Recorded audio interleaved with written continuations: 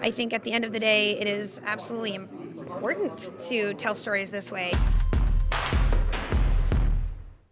For Young Justice Outsiders, it's great to be talking about this. 5 years later, it's interesting that you guys decided to also take a time jump into the show too. Talk about kind of that decision to revisit the show down the timeline. We've always liked to do the time jumps between seasons. It helps us grow characters, and that's really important in our show. We track real time, we track dates and times and years. Characters grow, we track their ages, because growth is a really important texture in the show. We built the show around characters that are growing. All of the stories are about characters and their journey through life as they grow and mature. So that was a really important element for us to, once again, explore in season 3. The show is always kind of reflected kind of a little bit of our world, a little bit of our times. What were some of the things that you wanted to kind of add in there? I think the politics of the Earth 16 world will parallel real life to a great degree. I think the idea of demagogues and fear of immigrants, human trafficking, those are all elements from the real world that will find their way into the show. How excited are you to get back in the saddle and behind Artemis?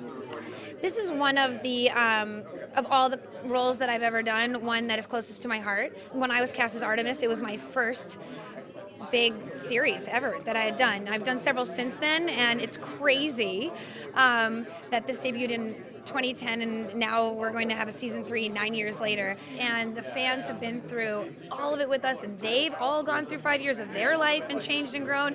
And so there's just so many layers of emotion attached to loving the show for so long, and then knowing it's coming back, knowing it's in the hands of the right people. Greg and Brandon love this show as much as we do.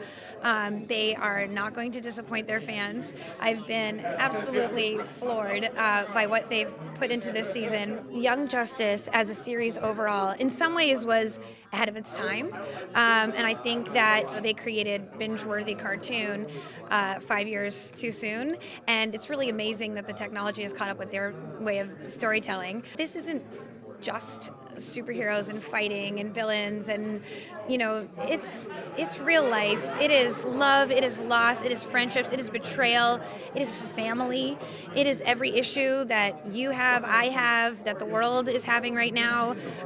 There's so much diversity and richness in storytelling here, and I think at the end of the day, it is absolutely important to tell stories this way, that people deserve it. And sometimes it's hard to talk about what you're really going through in life, and to be able to talk about it through the lens of this show and use this as a metaphor.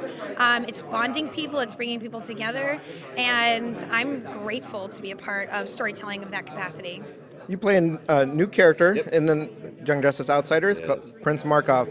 Tell us a little bit about him and what your role is going to be in this new season. That's exactly what I can tell you is a little bit about him. This has been just like the panel of teasing. I play Brian Markov. I was born into aristocracy, royalty of Markovia. If you're like hip to the DC universe, he's Geo Force, which is a character I kind of had to do a little bit of research on. I know I'm pretty good about the DCU, but I still had to go back and was like, who is this guy? Oh, I remember him. But because he's never been portrayed before, like in an animated form or films or TV, was a little bit more liberating. So we had some room to be able to kind of create this character within ourselves. The art palette, Phil, was it kind of getting back into the saddle and reestablishing it, or was this something where you wanted to do something new for Outsiders? I think it's an organic process. Yeah, it's being faithful to what we established, because we laid the foundation and the groundwork for a huge universe, and we have to be faithful to that and build off of that.